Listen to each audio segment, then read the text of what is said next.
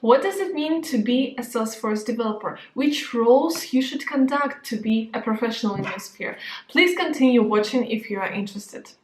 So, as you know, Salesforce system is a very big CRM platform consisting of multiple clouds like Service Cloud, Sales Cloud, Marketing Cloud, Community Cloud, Finance Cloud, and many others. And each of these clouds is like a big separate product. So Salesforce, when they were building their company, they were buying at some point of time some other products and just integrating to their system. That's why Salesforce is a really big system.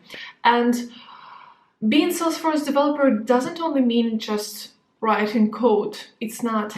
First of all, you're administrator. Yeah, I understand, but it's another way of administrating the things than on other technologies. So why I mean you're an administrator? Salesforce is a cloud platform. You have an org. You need to configure the fields, objects, functionalities, because the goal of Salesforce is to provide the customers solutions out of the box. So yeah, you need to know what features, what solutions are available, and if they exist, to configure them. This is number one need. Second, you are a backend developer, of course. Some stuff can be covered just by configurations, because this is just logic suitable for exactly your customer, exactly your project, and then you need to transfer that to somewhere to implement. Of course, ideally to get back to the admin's role and find a way to configure it via process builders, flows, and yeah, configurational parts. But of course there are situations, there are challenges, there are functionalities that you cannot cover so that easy. In this case, you just go to Apex and write logic in there. So this includes triggers, web services, both REST and SOAP, unit tests, yeah, all stuff that you can write.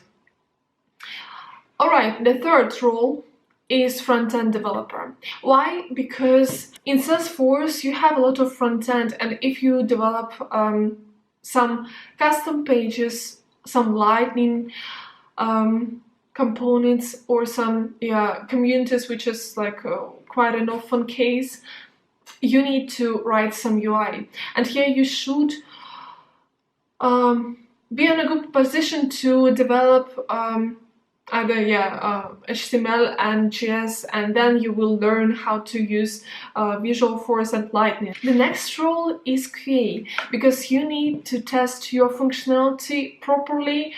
Maybe you have a project where your clients, I don't know, don't have technical persons there to test that, and you also are testing your stuff, testing some other stuff, and we are providing results. So of course it is about testing also. You're lucky if you have QA tester in your team, but it's not always there. And the last role is consultant, of course. When you're developing, you will reach some point where your clients get to you and just ask, hey, how does it work, and how can I implement this and that? And you start to think and start to apply all your knowledge about Salesforce, about features out of the box, and providing the most optimal result to the client. Yeah, if you especially have a new project, your clients are just getting acquainted with Salesforce, of course they don't know all this list of solutions provided out of the box. So here you are, a consultant.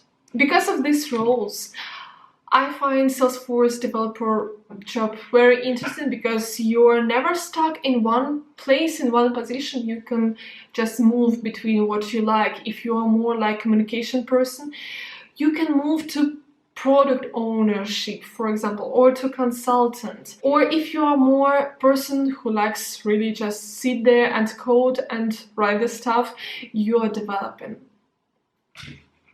So if you like this video, please support me and subscribe, and thumbs up is also needed. Yeah, so thank you.